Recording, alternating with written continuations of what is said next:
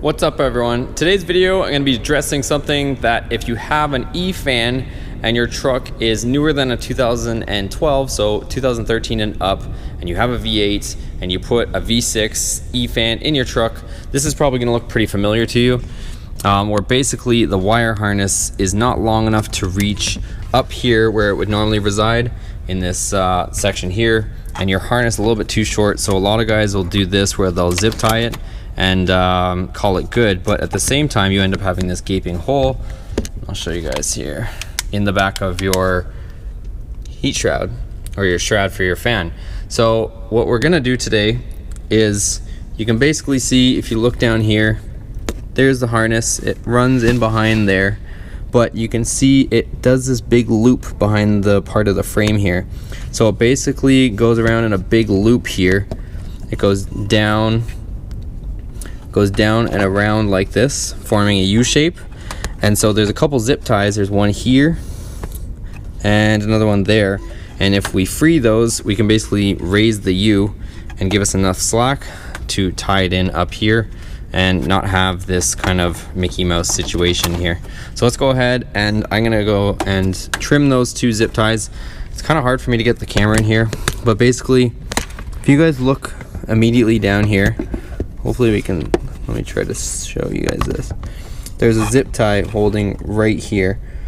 So basically you can either, it has a grommet on it and it's in the windshield washer fluid reservoir. It's kind of clipped into there. You can either try to wiggle it out, or you can basically cut the zip tie and move it up. So I'm gonna go ahead, dislodge that, and then we'll see how much more room we got.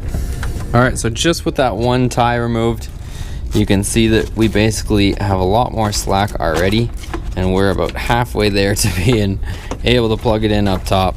So let's go ahead and free up some of these wires a little bit more so that we can go ahead and get this where we want it to be.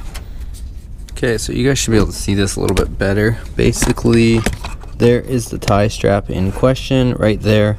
That's the second one we have to remove. So let's go ahead and remove that one, and it should give us enough slack to get where we're trying to go. Okay, so we are so close. We're almost there. Hopefully you guys can see it. Let me get a better angle on it. This is how close we are to connecting it.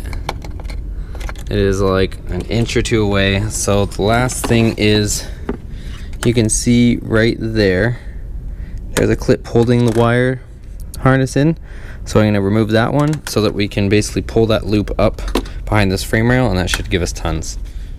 Okay, here's the last piece of the puzzle. So basically you can get just about there, but it's got a ton of tension on it. So the only thing left is this. So you can see this coming through here, going to your windshield fluid reservoir bottle. If you pop this out and you give it some slack and you go up top for a second, you can all of a sudden see this has a ton of slack and it will plug in no problem now. So basically what we're gonna do is, you'll see it flips through here in this section here. So it's flipping through this void in the rad support or core support when we could feed it through a different area. So what we're gonna do is just unplug it and reroute it. Just a different way, just to give us a bit more slack.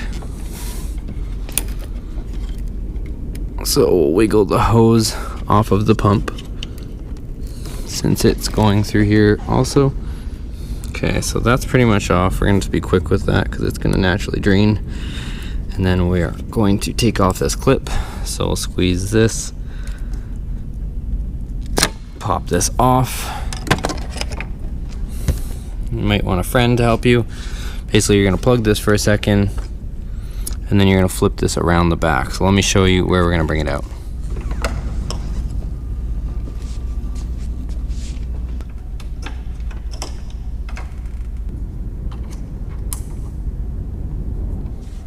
Okay, so this is the routing I was talking about. You basically just sneak it through there. It does fit through here without taking the washer reservoir out. You just have to be very strategic about getting it through this little hole, and it will go through. Going back up top, now you can see our plug has a plenty of room and slack on it, we can click it in here now, like so. And we'll just throw a tie wrap or two around our harness so it doesn't go anywhere or chafe on anything, and we're all set. Okay, so thanks for watching, guys. Hope you enjoyed that video on how to properly get your harness finally on your electronic fan. If you have one, E-fan, V6 fan, whatever you want to call it, that's how you reroute the harness so that it fits properly, and basically you can have everything stock looking and it's not zip tied or tie wrapped like mine just was. So that's how you do it, guys. If you liked this video, you found it helpful, give me a thumbs up. Any questions on this stuff or anything else you see on the truck, or any questions about the Ram, make sure to leave a comment. There's usually myself or somebody else that'll try to answer it for you.